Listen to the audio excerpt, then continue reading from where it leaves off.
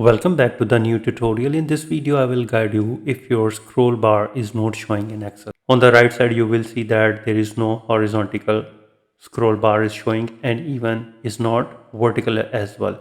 So how you can fix this problem? This is pretty simple. So for this, you need to go to the file on the top menu bar, and on the left bottom, you need to click on the more and click on the options. Click on that, and a new Excel option window will open up, and you need to click on the advanced, and now you need to scroll down,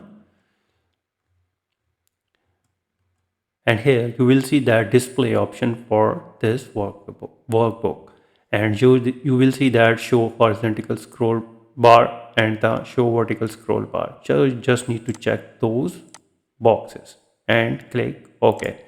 And now you can see that horizontal scroll bar is appearing now, and same as the vertical scroll bar is also.